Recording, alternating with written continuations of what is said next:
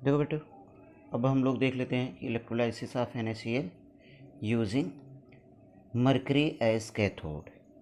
यानी यहाँ पर हम ये देखते हैं कि मरकरी कैथोड की तरह वर्क करेगा। Electrolysis of NaCl equals using Hg as cathode. यानी कि मरकरी यहाँ पर कैथोड की तरह वर्क करेगा, है ना। और कह रहे हैं कि यहाँ पर भी ये भी एग्जांपल होगा नॉन अटैक्ड इलेक्ट्रोड। ये भी एग्जांपल किसका होगा? नॉन अटैक्ड का होगा।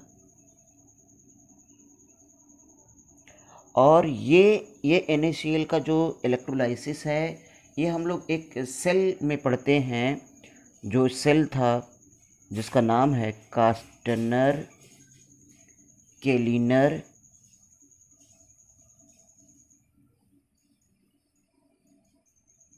सेल। क्या नाम है? कास्टनर केलिनर सेल। तो चलिए इसमें देख लेते हैं कि NaCl यहाँ पर भी आपका क्या होगा? Na+ Cl- में टूट जाएगा एक्वस कंडीशन में, ठीक। यहाँ पर भी वही आपका H2O सेम उसी तरीके से हाइड्रोनियम आयन और हाइड्रोक्साइड आयन में ब्रेक डाउन हो जाएगा, ठीक है। लेकिन अब यहाँ पर क्या होता है कि एट एनोड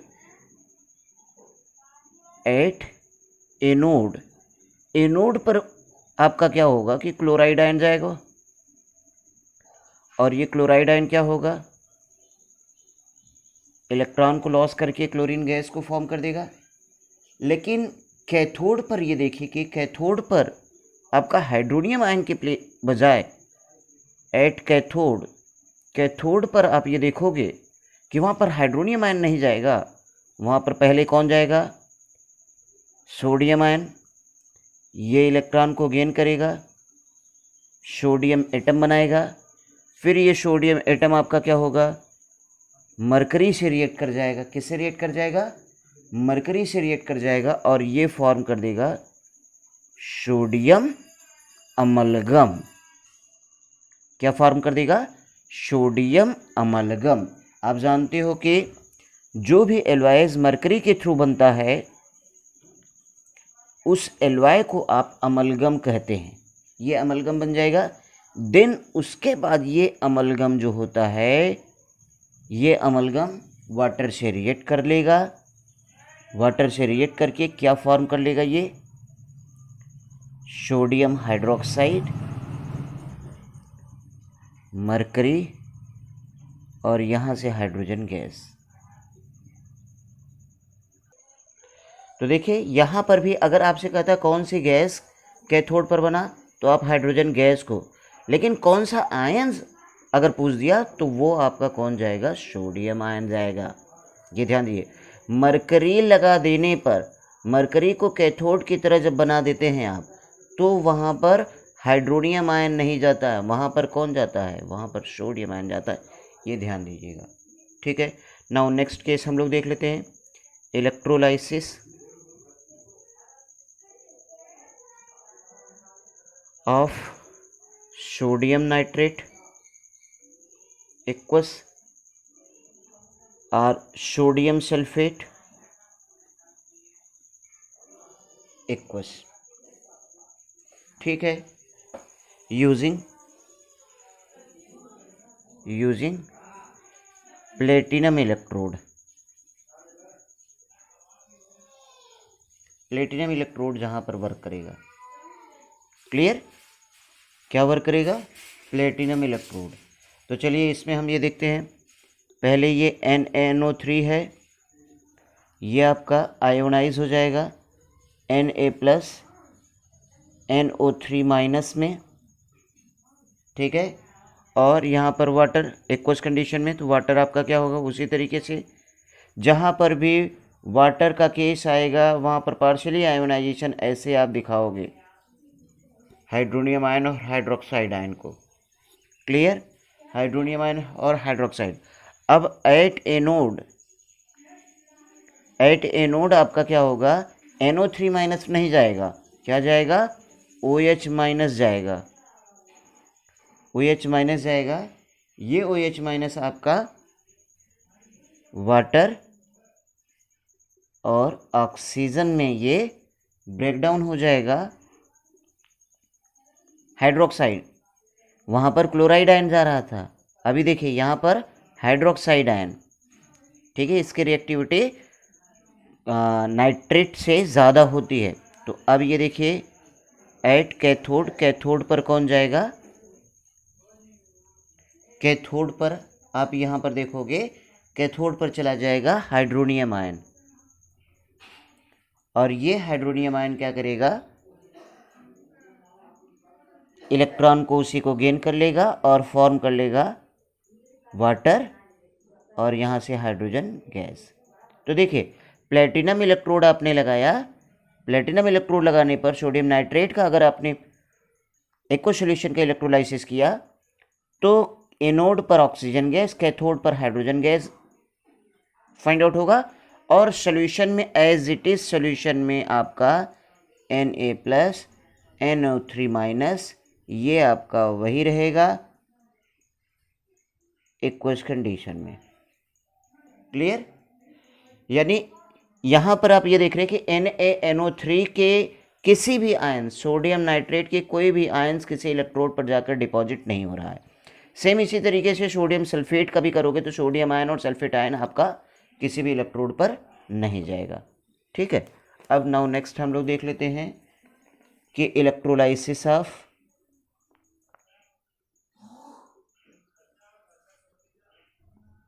HCl।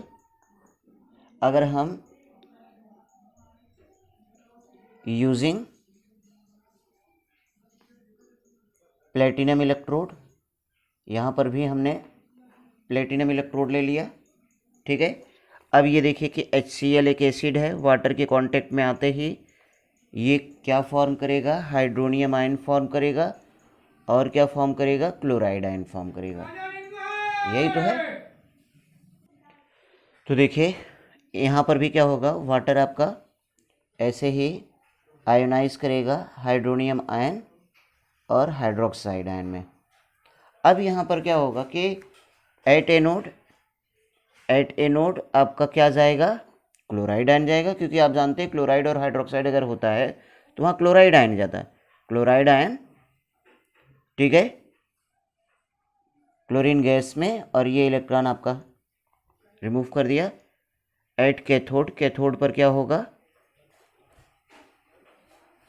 कैथोड पर आपका हाइड्रोनियम आयन जाएगा,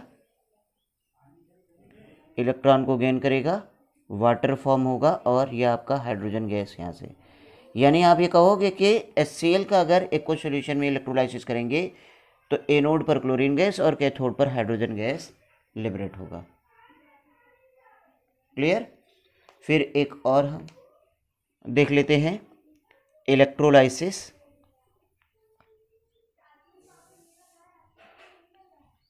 copper sulphate solution, CuSO4 solution, ठीक है।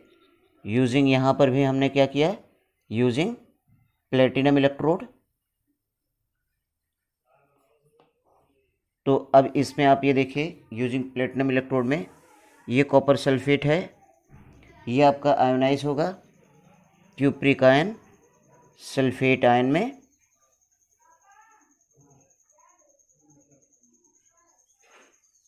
ठीक। फिर वाटर भी आपका क्या होगा, ये भी आयोनाइज होगा हाइड्रोनियम आयन और हाइड्रोक्साइड आयन में। तो आप यहाँ पर देखोगे कि एट एनोड पर क्या होगा, हाइड्रोक्साइड आयन जाएगा, सल्फेट आयन तो जाएगा नहीं। यह हाइड्रोक्साइड आयन आपका क्या होगा, वाटर ऑक्सीजन, तो यहाँ ऑक्सीजन गैस लिबरेट होगा। एट कैथोड यहाँ पर देखोगे, एट कैथोड क्या होगा, यहाँ पर हाइड्रोनियम आयन के प्लेस पर क्या चला जाएगा, क्यूप्रिक आयन चला जाएगा, ये इलेक्ट्रॉन को गेन करेगा, कॉपर में डिपॉजिट हो जाएगा ये, और सॉल्यूशन में बचेगा क्या, सॉल्यूशन में यहाँ पर क्या बचेगा, यह हाइड्रोनियम आयन बचेगा और सल्फेट आयन जो रिएक्ट करके H2SO4 बना देगा। हाइड्रोनियम आयन, सल्फेट आयन, ये आपका क्या होगा, H2SO4 फॉर्म कर दिया और वाटर को फॉर्म कर दिया। ठीक है, मीडियम इसका एसिडिक हो जाएगा। ठीक, अभी आपको ये लग रहा होगा कि कौन आयन कैसे जाएगा, कौन जा रहा है, क्यों नहीं जा रहा है, ये सारी चीज़ें आपको क्लियर हो जाएंगी जब हम आगे आपको पढ़ा देंगे स्टैंडर्ड रिडक्टिव पोटेंशियल इलेक्ट्रोड। ठीक है, वैसे भी अभी आपको बस यही जानना है कि अगर एक्वस सॉल्यूशन में निगेटिव आयन जो हैं, negative ions OH minus Cl minus मतलब हैलाइड आयन और सल्फेट आयन नाइट्रेट आयन है, तो आपका हैलाइड आयन जो होगा उसकी प्रायोरिटी होगी कि सबसे पहले वो एनोड पर जाने का, उसके बाद हाइड्रोक्साइड आयन का, उसके बाद नाइट्रेट आयन का और उसके बाद सल्फेट आयन का। वैसे कोई ऐसा सॉल्यूशन आपको नहीं मिलेगा जहाँ नाइट्रेट और सल्फेट दोनों बने रहेंगे। नाइट्रेट और सल्फेट जब बनेंगे तो वहाँ हाइड्रोक्साइड तो ज़रूर बना रहेगा, क्योंकि एक्वस सॉल्यूशन में ही इलेक्ट्रोलाइसिस आपको करना होगा। ठीक है, अब हम लोग देख लेते हैं electrolysis of carboxylate ion, sodium carboxylate solution, और यहाँ पर भी प्लेटिनम इलेक्ट्रोड ही रहेगा, प्लेटिनम इलेक्ट्रोड। ठीक है, और यहाँ पर क्या होगा कि RCOONA आपका ये आयोनाइज होगा RCOO माइनस और Na प्लस में। हाइड्रोनियम आयन यहाँ पर भी फॉर्म होगा H3O प्लस और OH माइनस में। ठीक है, फिर आप ये देखोगे कि यहाँ पर एट एनोड OH माइनस के प्लेस पर कार्बोक्सिलेट आयन चला जाएगा।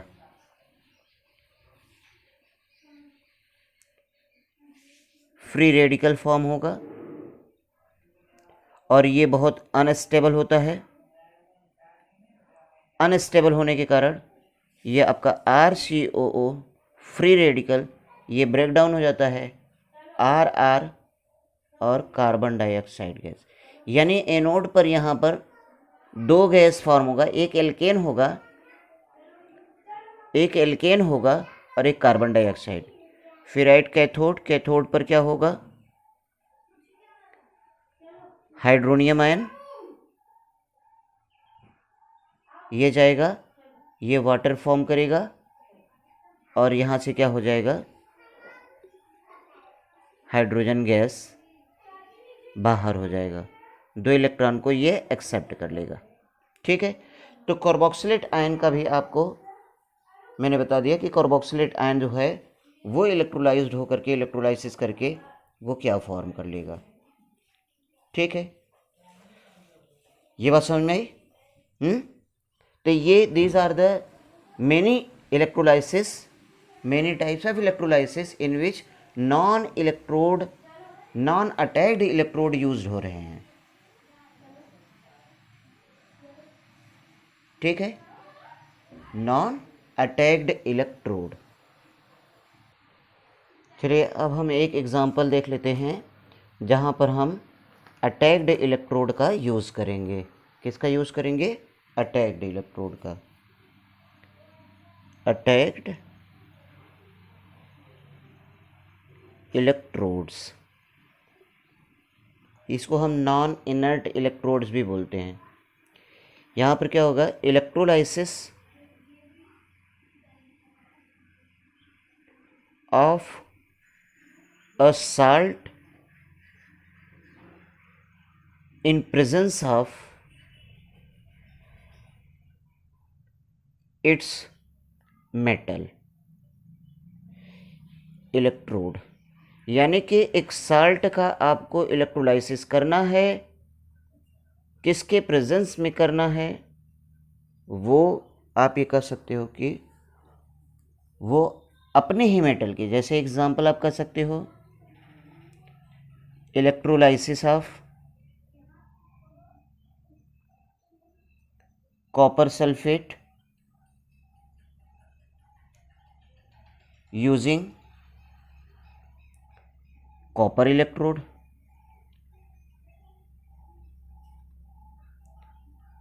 electrolysis of silver nitrate using silver electrode।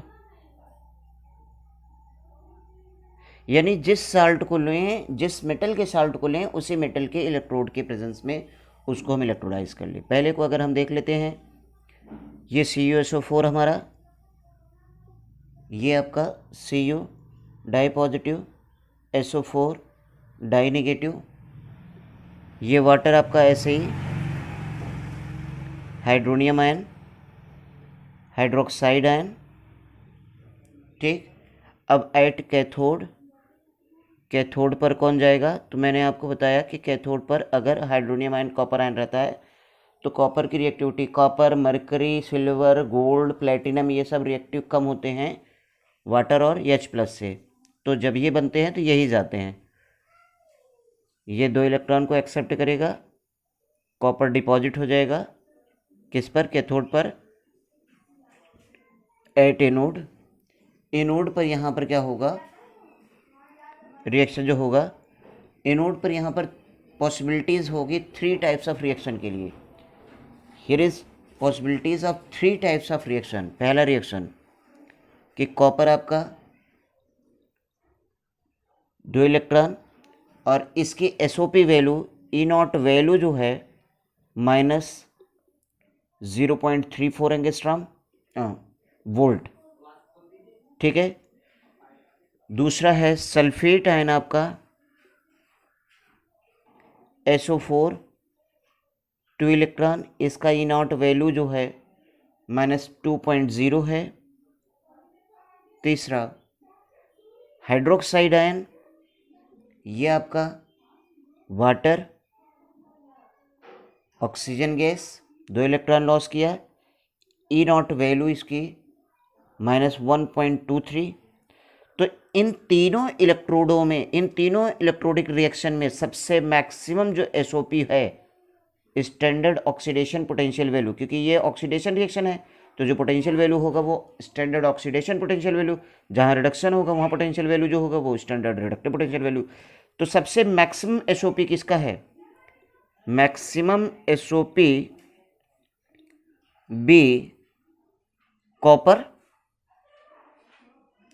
So at anode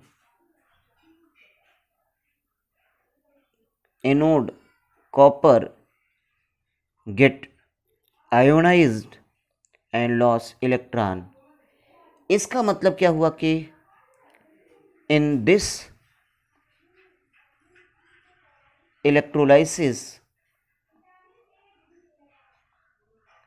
no change of concentration of electrolyte, यानी इलेक्ट्रोलाइट जो सब्सटेंस है उसका कोई चेंज नहीं होगा, उसका कंसंट्रेशन चेंज नहीं। जब इलेक्ट्रोलाइट का कंसंट्रेशन चेंज नहीं होगा इसका मतलब उसके आयंस का कंसंट्रेशन चेंज नहीं होगा। क्लियर? ये कुछ आप जानते रहे, ये अटैक्ड इलेक्ट्रोड रहा, इसके पहले आपका नॉन अटैक्ड था। ठीक है।